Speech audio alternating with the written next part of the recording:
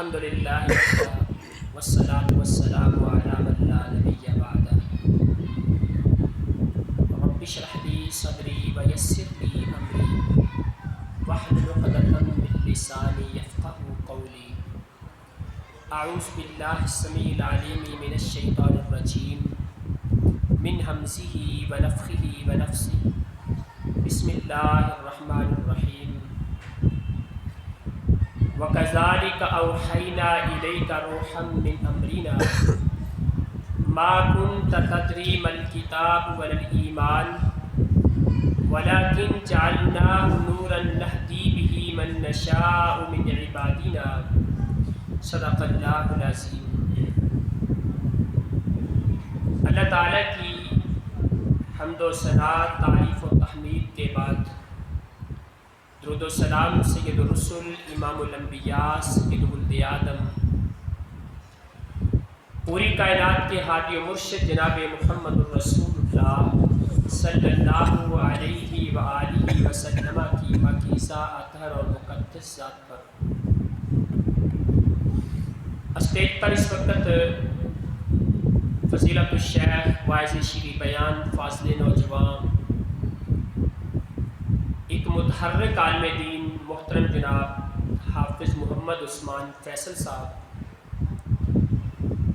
اور ان کے ساتھ ہمارے علاقے کے مایہ ناز عالم دین محترم جناب مولانا محی الدین کنگن پوری صاحب اور شہر الہ آباد کی ایک تبلیغی جماعت کے کارکن اور اس میں گرم روح پھونکنے والے محترم جناب قاری محمد صدیق اسد صاحب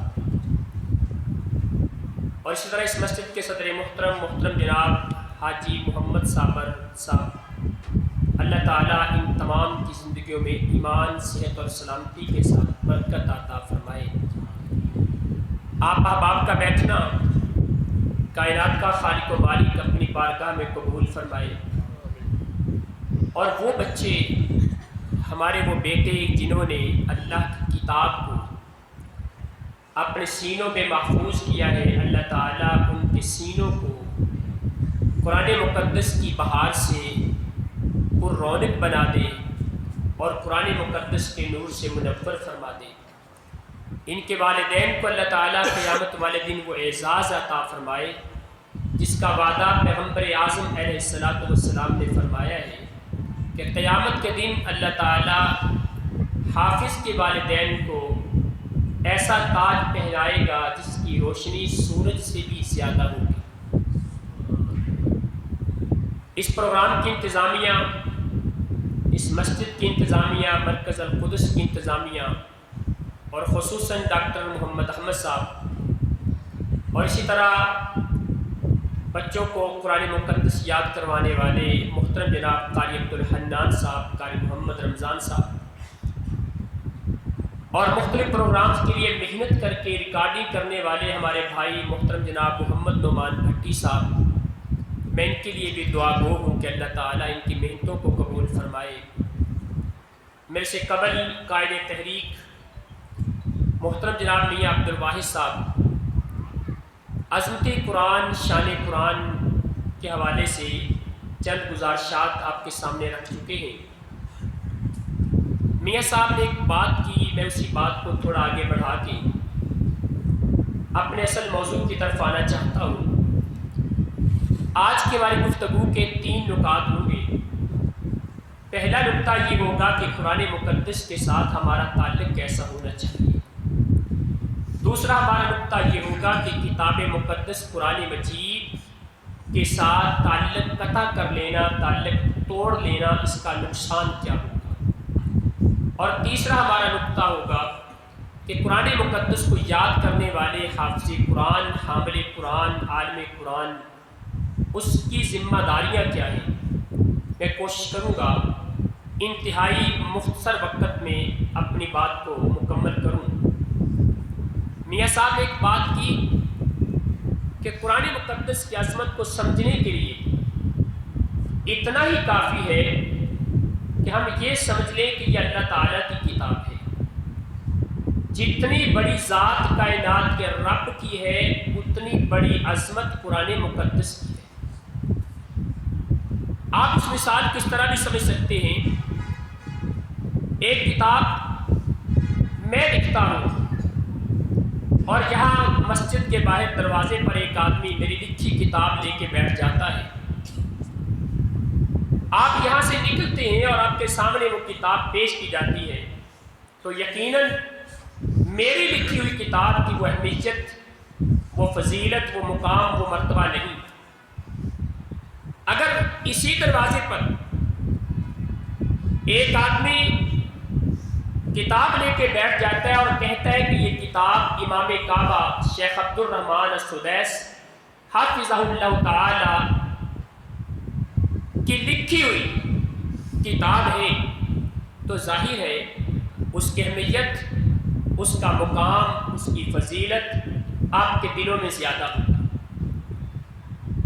جس طرح یہ فرق ہے، اسی طرح آپ یہ فرق سمجھیں کہ لکھنے والے کی وجہ سے اس کتاب کی تحریر کی اہمیت میں اضافہ ہو جاتا ہے، اسی طرح کائنات کے رب کی نازل کردہ یہ کتاب ہے، جس طرح اللہ کی شان بلند و بالا ہے، رب کی اس کلام کی شان بھی بلند و بالا ہے۔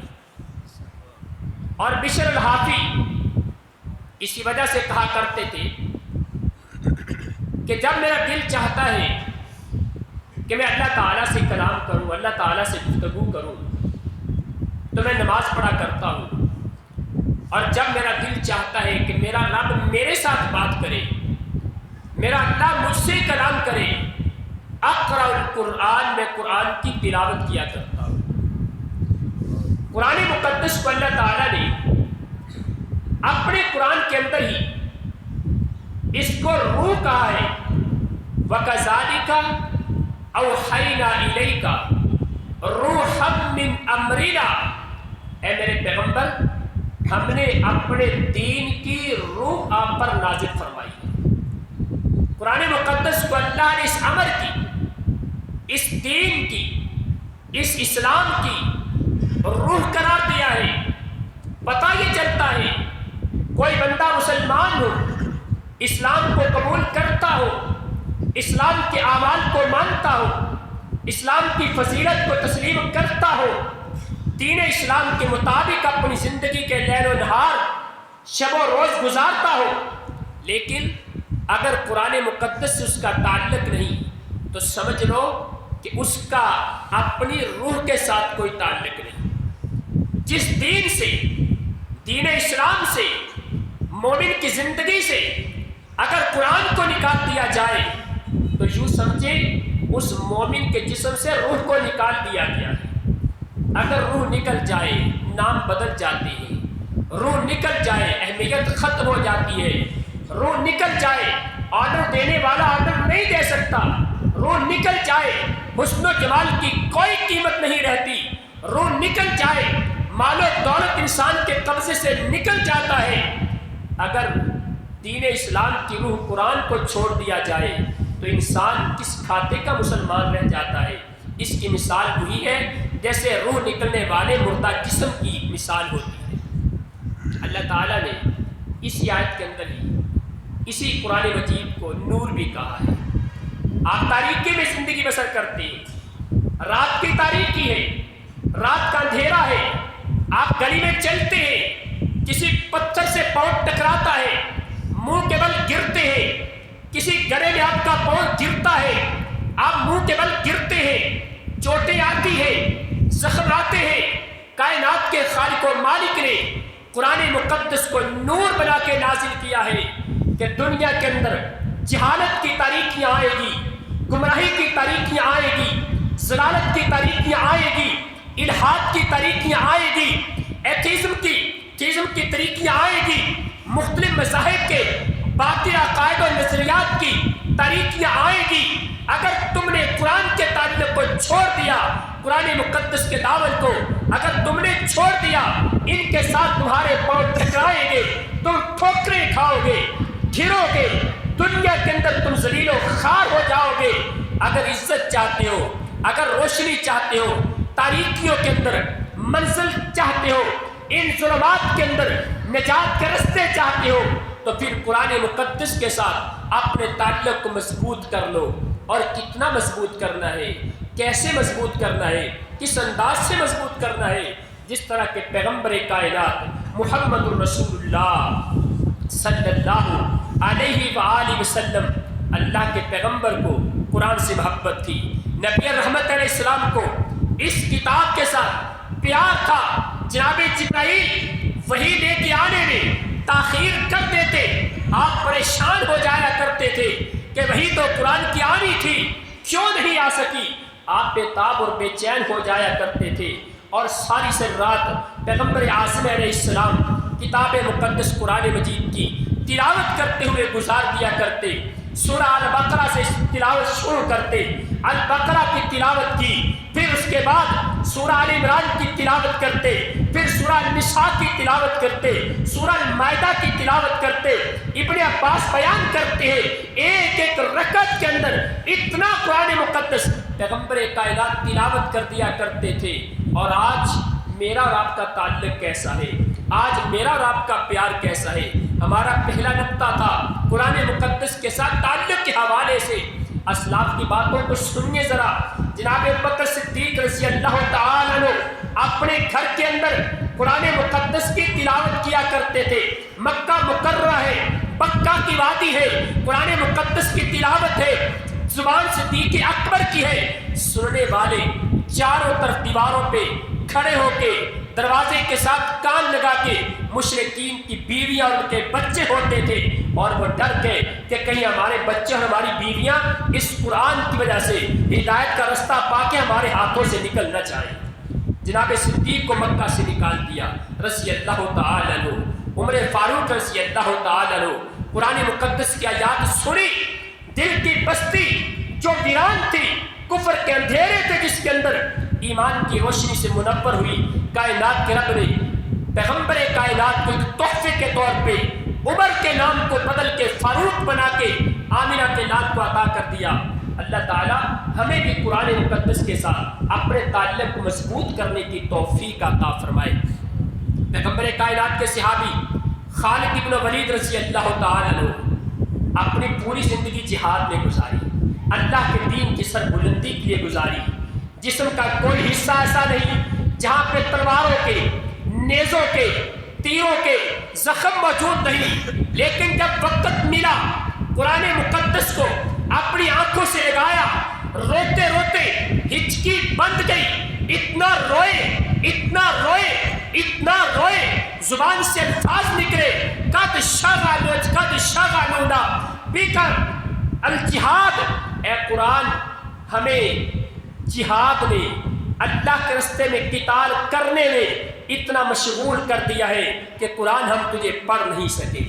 یہ جناب خالد بن ولید ہے، جہاد کے راستے میں زندگی گزارنے والے، قرآن مقدس پڑھنے کا ٹائم نہیں ملا، تلاوت کا وقت نہیں ملا، پریشان کتنے ہیں۔ آج کے مسلمان کو پریشانی کوئی نہیں ہوتی، مہینوں گزر جاتے ہیں، سال گزر جاتے ہیں، کئی دن گزر جاتے ہیں، قرآن مقدس کی تلاوت کرنے کو اس کو وقت نہیں ملتا، ٹائم نہیں ملتا، دل نہیں چاہتا، پھر برکات کا رونا روتے ہیں، پھر جناب والا بیماریوں کا رونا رویا جاتا ہے۔ جب قرآن مقدس سے تعلق ہی نہیں تو پھر اللہ کی طرف سے برکات کا نزول کیسے ہوگا؟ اکرمہ بن ابی جہل رضی اللہ تعالیٰ عنہ، ابو جہل کے بیٹے، نبی علیہ السلام کے صحابی جناب اکرمہ رضی اللہ تعالیٰ عنہ قرآن مقدس کی تلاوت کرتے اور اتنا روتے اس وجہ سے پریشان ہو جاتے کہ اے قرآن، کاش میں پہلے مسلمان ہو جاتا اور تیری تلاوت سے، تیری قرات سے، تیری تعلیم سے اتنا محروم نہ رہتا۔ میری زندگی کے وہ گھڑیاں جو گزر چکی ہے، میں ان گھڑیوں میں تیری تلاوت نہیں کر سکا۔ اللہ اکبر۔ جناب احمد بن حنبل رحمۃ اللہ علیہ رات کا سفر رہتا، سفر سے واپس آتے، پھر بھی مصلی پہ کھڑے ہو جاتے، قرآن مقدس کی تلاوت کرتے، ساری رات سفر کی تھکاوٹ بھی ہے، قرآن کی تلاوت بھی ہے۔ بیٹا سوال کرتا ہے، بابا رات کو سو جایا کریں، تھوڑا سا آرام کر لیا کریں، قرآن مقدس کی اتنی تلاوت کرتے ہیں، آخر آرام کرنا بھی تو انسان کا حق ہے۔ اللہ اکبر، آنکھوں سے آنسو جاری ہو جاتے۔ اللہ، یہ قرآن سے محبت تھی اسلاف کی، قرآن سے پیار تھا اسلاف کا۔ اور اسی طرح جناب امام اوزاعی رحمۃ اللہ علیہ، ان کے گھر میں نا ہمسایوں کی عورت آئی ان کی بیوی سے ملنے کے لیے، اور وہ کمرہ جہاں پہ امام اوزاعی رحمۃ اللہ علیہ عبادت کیا کرتے تھے وہاں پہ بیٹھی، اس طرح بستر پہ ہاتھ لگا، مصلے پہ ہاتھ لگا تو کہنے لگی، امام اوزاعی کی بیوی سے کہتی ہے، تمہیں کچھ احساس ہونا چاہیے تھا، تمہیں کچھ خیال ہونا چاہیے تھا، جہاں پہ امام صاحب عبادت کرتے ہیں، رات کو نمازیں پڑھتے ہیں، جس مصلے پہ بیٹھ کے اللہ کا ذکر کرتے ہیں، تم نے اس مصلے پہ اپنے بچے کو پیشاب کروا دیا۔ دیکھو مصلہ کتنا گیلا ہے، دیکھو اس جگہ پہ کیسے پیشاب کے قطرے ہیں۔ اللہ اکبر، بیوی بڑی حیران ہو کے کہتی ہے، اللہ کی بندی، یہ میں نے کسی بچے کو پیشاب نہیں کروایا۔ رات کو جب امام اوزاعی رحمۃ اللہ علیہ قرآن کی تلاوت کرتے ہیں، رو رو کے ان کے جو آنسو گرتے ہیں، ان آنسوؤں کی وجہ سے مصلہ گیلا ہو چکا ہے۔ یہ قرآن سے تعلق تھا اسلاف کا، قرآن سے محبت تھی اسلاف کی۔ اللہ اکبر، پیغمبر کائنات کے صحابی ہیں عبداللہ بن عمر بن عاص رضی اللہ تعالیٰ عنہ، نبی علیہ السلام کے پاس آتے ہیں، اللہ کے پیغمبر، میں قرآن مقدس 1 مہینے میں ختم کر لیتا ہوں، 1 مہینے میں مکمل قرات کرتا ہوں۔ نبی رحمت فرماتے ہیں، میرے صحابی اس سے آپ علیہ السلام سے پوچھتے ہیں، اللہ کے نبی میں قرآن کی تلاوت کرتا ہوں، کتنی دیر میں ایک قرآن مجید کو مکمل کروں؟ پیغمبر کائنات فرماتے ہیں 1 مہینے کے اندر 30 دنوں میں قرآن مقدس کو مکمل کیا کرو۔ کہنے لگے میرے پاس اس سے زیادہ طاقت ہے۔ نبی رحمت علیہ السلام فرماتے ہیں پھر 10 دن میں پورے قرآن کی تلاوت کر لیا کرو۔ کہنے لگے میرے پاس اس سے بھی زیادہ طاقت موجود ہے۔ نبی رحمت فرماتے ہیں 7 دن کے اندر قرآن مقدس کو مکمل کیا کرو۔ کہتے میرے پاس اس سے بھی زیادہ طاقت ہے۔ اللہ کے نبی نے اس سے کم میں مکمل کرنے کی اجازت نہیں دی، لیکن صحیح الجامع کی روایت کے مطابق اگر دیکھا جائے تو پھر یہ بھی پتہ چلتا ہے کہ پیغمبر کائنات نے فرمایا کہ 3 دن کے اندر قرآن مقدس کو مکمل کر لیا کرو۔ یہ صحابی کا شوق، صحابی کا جذبہ۔ اور ابو موسیٰ اشعری رضی اللہ تعالیٰ عنہ نبی علیہ السلام کے صحابی ہیں، یاشری قبیلے سے ان کا تعلق ہے، یمن کے رہنے والے ہیں۔ اللہ کے نبی فرماتے ہیں جب اشعری لوگ، یمن کے قبیلے، اشر قبیلے کے لوگ جب مدینے میں آتے ہیں نا، میں ان کے آنے کو بھی پہچان لیتا ہوں۔ مدینے کے اندر جہاں وہ رکتے ہیں اس جگہ کو بھی پہچان لیتا ہوں۔ مسجد کے اندر جہاں پہ اشری انسان بیٹھا ہوتا ہے، اشری قبیلے کا میرا کوئی صحابی بیٹھا ہوتا ہے، مجھے پتہ چل جاتا ہے یہاں پہ اشری قبیلے کا صحابی بیٹھا ہے۔ صحابہ نے پوچھا اللہ کے رسول آپ کیسے پہچان لیتے ہیں؟ پیغمبر کائنات فرماتے ہیں ان کے قرآن کی تلاوت کرنے کی وجہ سے، قرآن مقدس سے ان کی محبت کتنی ہے، ان کا پیار کتنا ہے، قرآن مقدس کے ساتھ ان کا تعلق کتنا ہے۔ مثالیں تو اس طرح کی بہت زیادہ ہیں، لیکن میں اپنی گفتگو کے دوسرے نقطے کی طرف آتا ہوں۔ قرآن مقدس کے ساتھ تعلق اگر توڑ دیا جائے تو نقصان کتنا زیادہ ہے۔ اللہ تعالیٰ قرآن پاک میں فرماتے ہیں وقال الرسول یا رب ان قوم اتخذوا ھذا القرآن مہجورا۔ قیامت والے دن نبی رحمت علیہ السلام اللہ کی بارگاہ میں اپنی امت کی سفارش لے کے آئے گی۔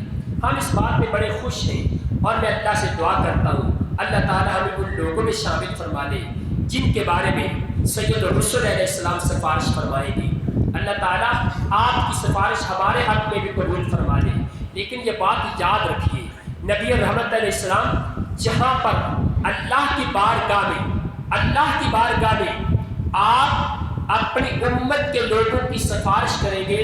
امام ابن قیم الجوزیہ اپنی کتاب الکلم الطیب میں لکھتے ہیں کہ وہاں پر پیغمبر کائنات اپنی امت کی 5 شکایتیں بھی اپنے رب کے سامنے رکھیں گے۔ کتنی شکایتیں؟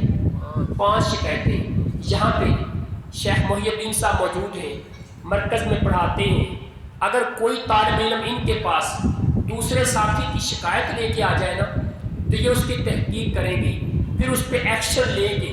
لیکن اگر شیخ صاحب کے پاس شکایت لانے والے کسی طالب علم کی شکایت لے کے آ جائیں مولانا عثمان فیصل صاحب، تو یہ بغیر تحقیق کے بھی فیصلہ کریں گے کہ عثمان فیصل صاحب کی ہستی، ان کی حیثیت کتنی بڑی ہے، اللہ اکبر، وہاں پہ تحقیق کی ضرورت نہیں سمجھیں گے اور ان کی بات کو مانیں گے، تسلیم کریں گے۔ جب کائنات کے خالق و مالک کے سامنے، رب کائنات کے پیارے محبوب جناب محمد رسول اللہ صلی اللہ علیہ وسلم اپنے رب کے سامنے اپنی امت کی 5 شکایتیں لے کے آئیں گے، کائنات کا رب ان شکایتوں کو کیسے ان کو قبول نہیں کرے گا، ان پہ اللہ کیسے عمل نہیں کریں گے؟ ان میں یہ 5 شکایتیں قرآن مقدس سے متعلق ہیں۔ ان میں سب سے پہلی شکایت کیا ہوگی؟ امام ابن قیم فرماتے ہیں ترک الایمان بھی و تصدیقہ من ہجرانہ۔ اللہ، میری امت کے لوگوں نے، اس دنیا کے لوگوں نے قرآن مقدس پر ایمان کو چھوڑ دیا تھا، ایمان نہیں لائے تھے، اس کی تصدیق نہیں کی تھی، اس کو سچی کتاب نہیں مانا تھا، اور جن لوگوں نے اس کو سچی کتاب مانا تھا، اس پر ایمان لائے تھے، ان کے بارے میں دوسری شکایت یہ ہوگی وَتَرْكُ تِلَاوَتِهِ وَتَدَبُّرِهِ۔ ان لوگوں نے قرآن مقدس کی تلاوت کو چھوڑ دیا تھا، اللہ کی کتاب پر غور و فکر کرنا چھوڑ دیا تھا، یہ بھی شکایت ہوگی۔ اور یہ شکایت ہمارے بارے میں بنتی ہے۔ ہمارا قرآن مقدس پر ایمان تو ہے، قرآن مقدس کو سچی کتاب تو مانتے ہیں، لیکن اس کتاب مقدس کی تلاوت نہیں کرتے، اس کی آیات پہ غور و فکر نہیں کرتے، اس کے معنی مفاہیم کو نہیں سمجھتے، اس پر غور و فکر نہیں کرتے، اس کی تفسیر کو نہیں سمجھتے۔ یہ شکایت ہمارے بارے میں ہوگی۔ اور تیسری شکایت ہوگی وَتَرْكُ الْعَمَلِ بِهِ وَامْتِثَالِ أَوَامِرِهِ۔ اللہ، میری امت کے لوگوں نے قرآن کو مانا تھا، اس پر ایمان لائے تھے، اس کی تلاوت کی تھی، اس کی آیات پہ غور و فکر کیا تھا، لیکن قرآن مقدس پر عمل کرنا چھوڑ دیا تھا۔ وَتَرْكُ الْعَمَلِ بِهِ، قرآن مقدس کے مطابق عمل نہیں کیا۔ یہ عمل نہ کرنے کی شکایت بھی رب کی بارگاہ میں ہوگی۔ آج میں اس کی تفصیل میں نہیں جانا چاہتا، خود آپ غور و فکر کریں قرآن مقدس کے بارے میں ہمارا کتنا عمل ہے۔ ہماری زندگی کے لیل و نہار، ہماری تجارتیں، ہماری ریاستیں، ہماری ملازمتیں، ہمارے کھیتی باڑی کے معاملات، لین دین کے معاملات، غمی خوشی کے معاملات کتنے قرآن کے مطابق ہیں، اس پہ غور و فکر کرنا ہوگا۔ اللہ اکبر۔ اور چوتھی شکایت کیا ہوگی؟ وَتَرْكُ التَّحَاكُمِ بِهِ۔ اے اللہ، میری امت کے لوگوں نے قرآن کو مانا تھا، ایمان لائے تھے، تلاوت کی تھی، غور و فکر کیا تھا، عمل کیا تھا، لیکن قرآن کے مطابق فیصلے نہیں کیے تھے، اپنی حکومتیں، اپنے اقتدار، اپنے عہدے قرآن مقدس کی روشنی میں نہیں چلائے تھے۔ اور 5ویں شکایت یہ ہوگی اللہ، اس قرآن مقدس کو قانون کے طور پہ میری امت کے لوگوں نے نافذ نہیں کیا تھا۔ یہ بھی شکایت اللہ کی بارگاہ میں ہوگی۔ پھر ہمارا کیا بنے گا جب اللہ کے نبی ہماری شکایت اللہ کی بارگاہ میں کریں گے؟ آج افسوس کی بات یہ ہے، ہم قرآن مقدس کی تلاوت کرتے ہیں، لیکن یہ قرآن ہم پہ لعنت کر رہا ہوتا ہے۔ تلاوت کرنے والے پر قرآن مقدس لعنت کرتا ہے۔ کس انداز سے؟ اللہ کہتے ہیں فَنَجْعَلْ لَعْنَتَ اللَّهِ عَلَى الْكَاذِبِينَ، جھوٹوں پر اللہ کی لعنت ہے۔ قرآن کی تلاوت بھی کرتا ہے، جھوٹ بھی بولتا ہے، قرآن اس پہ لعنت کرتا ہے۔ اور قرآن مقدس ان لوگوں پہ لعنت کرتا ہے جو شرک کرنے والے ہیں۔ یہ بندہ قرآن کی تلاوت بھی کرتا ہے، اپنے جلسوں جلوسوں میں ایاک نعبد و ایاک نستعین کی تلاوت بھی کرتا ہے اور شرک کے کام بھی کرتا ہے۔ اللہ رب العالمین کا قرآن اس پر بھی لعنت کرتا ہے۔ ہم کتنے اعمال ایسے کرتے ہیں، کتنے کام ایسے کرتے ہیں جو رب کی لعنت کے کام ہوتے ہیں، قرآن کی تلاوت کرتے ہیں اور یہ قرآن ہم پہ لعنت کر رہا ہوتا ہے۔ اللہ تعالیٰ ہمیں اس سے محفوظ فرما دے، ہم قرآن مقدس کو پڑھیں اور قرآن ہمارے لیے دعائیں کرتا نظر آئے۔ آخری نقطہ صرف 5 منٹ کے اندر بیان کرتا ہوں، ہمارے قرآن کی ذمہ داریاں کیا ہیں؟ قرآن مقدس کو یاد کرنے والا حافظ قرآن، اس کی ذمہ داریاں کیا ہیں؟ یقین جانے ڈر لگتا ہے، میں آپ کے سامنے ایک درد دل رکھنے والا ہوں، ایک تڑپ رکھنے والا ہوں۔ ڈر لگتا ہے کہ یہ بچہ جو قرآن مجید کو حفظ کر لیتا ہے، حفظ کرنے کے بعد اگر یہ گمراہ ہو جائے، اگر یہ پھسل جائے، راہ ہدایت سے ہٹ جائے، یہ امت کے لیے ہدایت کا سبب تو نہیں بننا اس نے، لیکن حفاظ کے لیے، علماء کے لیے بدنامی کا سبب ضرور بن جاتا ہے۔ لوگ اس کو علامت بنا کے، اس کو نشانی بنا کے علماء پہ تبرہ کرتے ہیں اور کہتے ہیں ہم نے دیکھے ہوئے حافظ، اسی دیکھے نے بڑے مولوی، حالانکہ پتہ نہیں ہوتا کہ یہ کون لوگ ہیں۔ ان کو علماء بھی نہیں کہنا چاہیے۔ جس بیٹے کو آج کل نا بڑے شوق کے ساتھ ہم سرٹیفکیٹ لینے کے لیے، نام لکھوانے کے لیے اپنے بچوں کو حفظ کرواتے ہیں، بڑے شوق کے ساتھ کرواتے ہیں، لیکن میں میری بات کو غصہ نہ کرنا، تقریباً 90% لوگ ایسے ہیں جو اپنے بچوں کو حفظ کرواتے ہیں، اس کے بعد ان کی توجہ نہیں ہوتی، بچے قرآن بھول جاتے ہیں، لائن بدل جاتی ہے، فیلڈ اور ہوتا ہے، بچے قرآن مجید کے حافظ ہوتے ہیں، نہ نماز پڑھتے ہیں، نہ ان کے چہرے پہ سنت رسول ہوتی ہے، نہ ان کی زبان پہ سچ ہوتا ہے، نہ ان کے دماغ میں اچھی سوچ ہوتی ہے، نہ رب کے دین سے محبت ہے، نہ رب کے قرآن سے پیار ہے۔ یہی لوگ دین اور قرآن کے لیے کل کو بدنامی کا سبب بنتے ہیں اور دین اور قرآن والوں کے بدنامی کا سبب بنتے ہیں۔ خدا کا واسطہ دے کے کہتا ہوں، اپنے بچوں کو قرآن کا حافظ بنائیے، لیکن ان پر توجہ کیجیے، کل پوری زندگی وہ قرآن کے ساتھ مل کے رہے، جڑ کے رہے۔ قرآن مقدس حفظ کرنے والے کی عظمت کتنی بلند و بالا ہے۔ جناب انس کا ایک قول پیش کر کے اپنی بات کو آگے لے کے چلتا ہوں۔ جناب انس رضی اللہ تعالیٰ، دیکھیے ذرا حافظ قرآن کی عظمت کتنی ہے، حافظ قرآن کا مقام کتنا ہے۔ جناب انس بن مالک رضی اللہ تعالیٰ عنہ آپ فرماتے ہیں، جب ہمیں پتہ چلتا نا، بھائی توجہ میری طرف، جب ہمیں پتہ چلتا نا کہ اس بندے نے سورہ بقرہ اور سورہ آل عمران دونوں یاد کر لی ہیں، جناب انس فرماتے ہیں ہمارا اس بندے کے ساتھ رویہ بدل جاتا تھا، ہمارے دل کے اندر اس کے بارے میں احترام پیدا ہو جاتا تھا، عزت کرتے تھے، اس کے بارے میں اس کی قدر کے اندر اضافہ ہو جاتا تھا۔ جب ہمیں پتہ چلتا تھا اس بندے نے سورہ بقرہ اور سورہ آل عمران کو یاد کر لیا ہے، ہم اس کو بڑا سمجھتے تھے کہ یہ بہت عظیم انسان ہے جس نے 2 سورتوں کو یاد کیا۔ آج میرے معاشرے کے اندر حافظ قرآن پورے 30 پارے 114 سورتیں اپنے سینے میں محفوظ کر لیتا ہے، لیکن ہم پھر بھی اس کو مذاق کرتے ہیں، ہم پھر بھی اس کو ہوٹنگ کرتے ہیں، حالانکہ یہ تو علم کے سرچشمے ہیں، یہ تو نور کے اندر، یہ تو ظلمت کے اندر نور کے چراغ ہے۔ اللہ تعالیٰ ان کی وجہ سے معاشرے کو عزت عطا فرماتا ہے۔ اور آپ سے قرآن کی ذمہ داریوں میں سب سے پہلی ذمہ داری اپنی نیت کو خالص کر دیں۔ اللہ کے قرآن کو یاد کیا ہے اس نیت سے نہیں کہ لوگ مجھے حافظ کہیں، اس نیت سے نہیں کہ مجھے 20 نمبر اضافی مل جائے، اس نیت سے نہیں کہ معاشرے کے اندر میری عزت ہوگی، اس نیت سے نہیں کہ لوگوں کے اندر میرا مقام بلند ہوگا۔ نیت یہ ہونی چاہیے اللہ کی کتاب کو یاد کیا ہے، یا اللہ میں نے تجھے راضی کرنے کے لیے تیرے قرآن کو یاد کیا ہے۔ جب نیت یہ ہوگی نا، پھر اس کی روشنی، اس کا بہار، اس کی رونق، اس کی برکت وہ دیکھیے گا اللہ کیسے نازل کرتا ہے۔ دوسری ذمہ داری، قرآن مقدس کو ترتیل سے پڑھیے اور ہمیشہ پڑھیے۔ پیغمبر کائنات فرماتے ہیں قرآن مقدس جس طرح اونٹ کا گھٹنا نہ باندھو، اونٹ دوڑ جاتا ہے، نکل جاتا ہے، نہیں رکتا، قرآن مقدس اس سے بھی جلدی لوگوں کے سینوں سے نکل جاتا ہے۔ اور امام احمد فرمایا کرتے تھے، اور یہ قول حسن بصری رحمۃ اللہ علیہ سے منقول ہے، وہ کہا کرتے تھے کہ قرآن مقدس سے زیادہ پکا دوست اور یار زندگی میں ہم نے کبھی نہیں دیکھا، لیکن یہ اس کے ساتھ وفا کرتا ہے جو قرآن کے ساتھ وفا کرتا ہوں۔ حفاظ قرآن کو میں یہ درخواست کروں گا ہمیشہ قرآن کی تلاوت کریں، اپنی منزل کو پڑھتے رہیں۔ صحابہ ایک دوسرے سے منزل کا سوال کیا کرتے تھے۔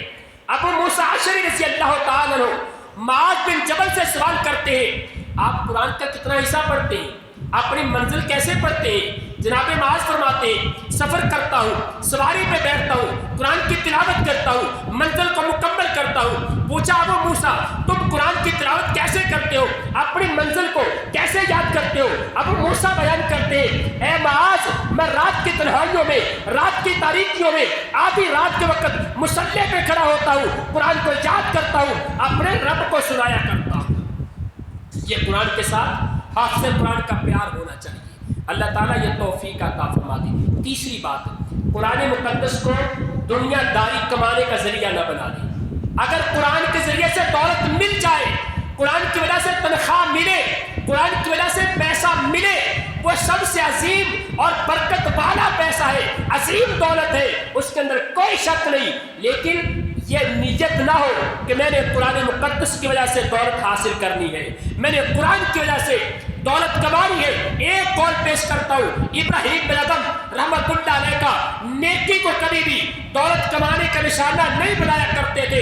ایک دفعہ بازار چلے گئے، ابراہیم بن ادم رحمت اللہ علیہ بازار چلے گئے، بازار کے اندر جا کے نا ایک چیز خریدنے لگے، اور جس سے چیز خرید رہے نا اس نے بڑے نا گستاخانہ رویے کے ساتھ وہ سودا کرنے لگا۔ آپ نے خیر سامان لیا، آگے چل پڑے۔ بعد میں ایک آدمی اور آیا، کہنے لگا تین پتہ نہیں سی جن میں سودا کیتا ہی پتہ ہی کون ہے؟ میں کہ میں نے تو نہیں پتا کون ہے۔ کہنے لگے ابراہیم بن ادم رحمت اللہ علیہ، ابراہیم بن ادم نے، اللہ کے ولی انسان نے۔ وہ بندہ پیچھے دوڑا، جا کے جتھا پا لیا، حضرت جی میں معاف کر دیا جی، آپ پیسے واپس لے لو۔ آپ فرمانے لگے میں اپنی نیکی کو ایک چھوٹے سے مفاد کی خاطر بیچنا نہیں چاہتا۔ اور آج ہمارا پتہ، میں ایک بات کر دوں، ویسے غصہ نہ کرنا، ہم بازار جاتے ہیں نا، بازار جاتے ہیں کوئی چیز لینی ہوتی ہے نا تو دکاندار سے پتہ کیا کہتے ہیں؟ اسی یار مسجد واسطے لینی کو رعایت کر۔ میں اس بات کو اچھا نہیں سمجھتا۔ آپ مسجد کے لیے نیکی کر رہے ہیں، جہاں مسجد کے لیے آپ نے 1000 روپے اکٹھا کیا، 10,000 روپے اکٹھا کیا، وہاں 100-200 کی خاطر مسجد کو نشانہ کیوں بناتے ہیں؟ اگر اس میں مسجد کے لیے پیسہ دینا ہے اپنی مرضی سے دے دو، لیکن ہمیں یہ نشانہ نہیں بنانا چاہیے۔ منع اور حرام نہیں کہتا، نہ فتویٰ لگاتا ہوں، لیکن میری خواہش ایک طرف ہے۔ اچھا، حافظ قرآن کی چوتھی ذمہ داری، اپنی بات کو ختم کرتا ہوں۔ حافظ قرآن کو چاہیے اپنے کردار کو بلند رکھے، اس کا کردار اعلیٰ ہونا چاہیے، کردار بلند ہونا چاہیے، اس کی زبان پہ جھوٹ نہ ہو، اس کی آنکھوں میں شرم و حیا ہو، اس کے کانوں میں حیا ہو، اس کے دماغ کی سوچ اچھی ہو، اور ہمیشہ بولے تو اچھا بولے، چلے تو اچھا چلے۔ یمشون علی الارض ہونا، اس کی تصویر بنتا نظر آئے۔ اللہ تعالیٰ سے دعا ہے اللہ تعالیٰ عمل کی توفیق عطا فرمائے۔ جن میرے بیٹوں نے قرآن مقدس کو یاد کیا، اللہ تعالیٰ ان کو قرآن کے ساتھ اچھا تعلق رکھنے کی توفیق عطا فرمائے، آداب اپنانے کی توفیق عطا فرمائے۔ جن قاری صاحب نے ان بچوں پر محنت کی ہے، قرآن یاد کروایا ہے، اللہ تعالیٰ ان کی زندگی میں برکت عطا فرمائے۔ دیکھیں نا کتنا بڑا عظیم شان مرکز ہے یہ والا بھی۔ وہ ابھی ڈاکٹر احمد صاحب بتا رہے تھے کہ جون سے لے کے اب تک 10 مہینے بنتے، مارچ تک 10 مہینے، اور 10 مہینوں کے اندر 15 لاکھ روپیہ خرچ ہو چکا ہے۔ 15 لاکھ روپیہ منہ سے کہنے کی بات ہے، آخر کچھ لوگوں نے دیا ہے۔ اللہ تعالیٰ کے رزق میں برکت عطا فرمائے۔ آپ بھی حصہ ڈالیں اس میں، آپ بھی محنت کریں، ان کے شانہ بشانہ چلیں، اٹھیں، اس مرکز کو آباد کریں، اس مرکز کی ترقی کریے، اس کی عظمت اور سربلندی کریے، اس کو سرسبز شاداب کرنے کے لیے آپ بھی ان علماء کرام کے شانہ بشانہ چلیں، انتظامیہ کے شانہ بشانہ چلیں، محنت کریں، اپنا مرکز سمجھ کے حصہ ڈالیں، لوگوں کو آمادہ کریں۔ اللہ تعالیٰ سے دعائیں اللہ عمل کی توفیق عطا فرمائے۔ اقول قولی ھذا واستغفر اللہ لی ولکم ولسائر المسلمین۔